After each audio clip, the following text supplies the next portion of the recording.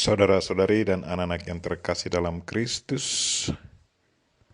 dari Novisiat SVD Kuburuteng Manggarai Flores NTT, saya Pastor Freddy Jahadin SVD menyampaikan ucapan selamat jumpa lagi lewat siraman rohani. Hari ini Selasa 17 Mei 2022. Injil hari ini diambil dari Yohanes bab 14 ayat 27 sampai 31a. Kita diingatkan bahwa damai sejahtera Tuhan sudah ditinggalkannya kepada kita.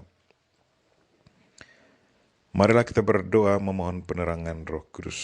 Dalam nama Bapa dan Putra dan Roh Kudus. Amin.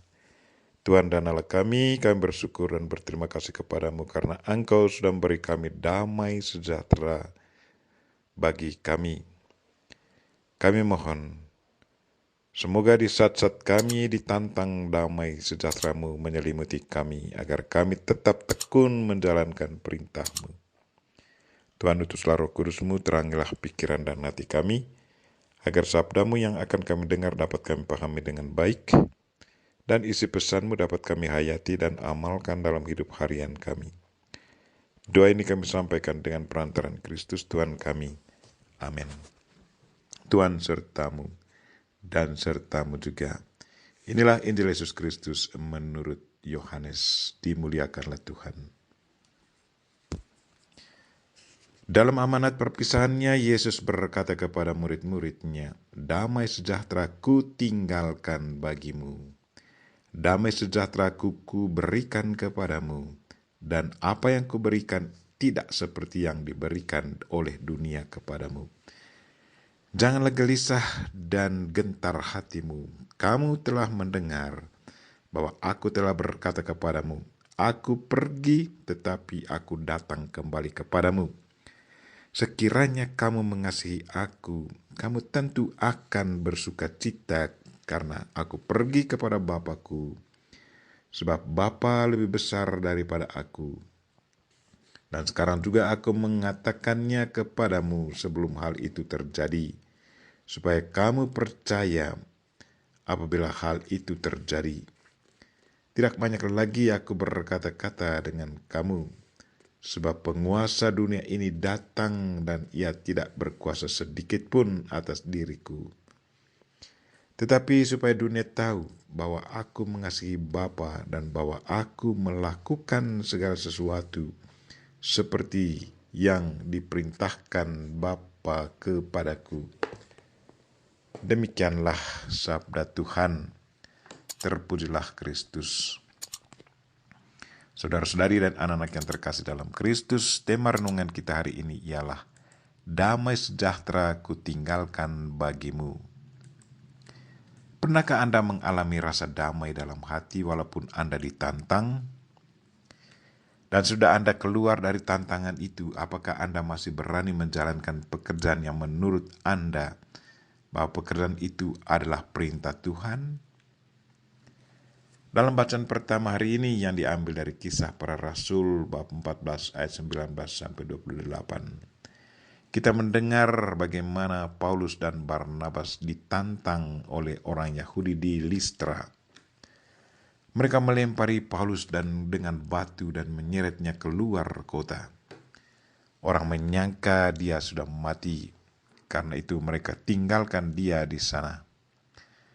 Kemudian para murid-murid berdiri mengelilingi dia. Bangkitlah dia lalu masuk ke kota. Keesokannya ia bersama-sama dengan Barnabas di Debre, mewartakan Injil lalu kembali lagi ke Listra. Paulus sama sekali tidak merasa takut. Dia mengalami rasa damai dalam hatinya. Dia tetap fokus pada pekerjaannya, yaitu mewartakan Injil Tuhan. Paulus sanggup menjalankan semuanya ini karena ia sudah mendapat kekuatan dari Tuhan. Hati dan pikirannya sudah dipenuhi dengan rasa damai. Damai sejahtera itu sudah tinggal di dalam hati dan pikiran Paulus. Apapun bentuknya tantangan dari luar, ia tetap sanggup menghadapi semuanya dengan tenang. Dia tidak lari. Saudara-saudari dan anak-anak yang terkasih dalam Kristus, pada malam perpisahan, Yesus memberi amanat kepada para rasul murid-Nya. Katanya, damai sejahtera ku tinggalkan bagimu, damai sejahtera ku kuberikan kepadamu, dan apa yang kuberikan tidak seperti yang diberikan oleh dunia kepadamu. Apa itu damai sejahtera? Apakah itu berarti keadaan tanpa perang dan kebencian? Damai sejahtera yang diberikan Yesus adalah satu kekuatan dari dalam yang dimiliki oleh mereka yang menyatu dengan Tuhan secara rohani. Karena kekuatan dari dalam itu, maka apapun bentuk tantangan dari luar, mereka akan tetap menghadapinya dengan tenang dan mereka tidak akan melawannya. Sebaliknya, mereka akan tetap menyuarakan kebenaran. Kita ingat Santo Stefanus, walaupun dirajam dengan batu, ia tetap memuji Tuhan dan mewartakan kebaikan Tuhan, mewartakan Kristus. Demikian juga Santo Paulus yang kisahnya kita dengar hari ini. Ia diseret sampai orang mengira sudah mati. Tetapi besoknya ia tetap melanjutkan tugas pewartaannya. Itulah kekuatan damai sejahtera yang diberikan Kristus. Menurut manusia biasa, siksaan yang luar biasa itu sesungguhnya sudah menghancurkan rasa damai dan dalam hati. Tetapi bagi mereka yang sudah menerima damai sejahtera dari Kristus, yang selalu menyatu dengan Tuhan, apapun tantangan fisik yang dihadapi tidak akan mengganggu keadaan batinnya. Bagaimana dengan kita? Apakah kita juga sudah mengalami damai sejahtera?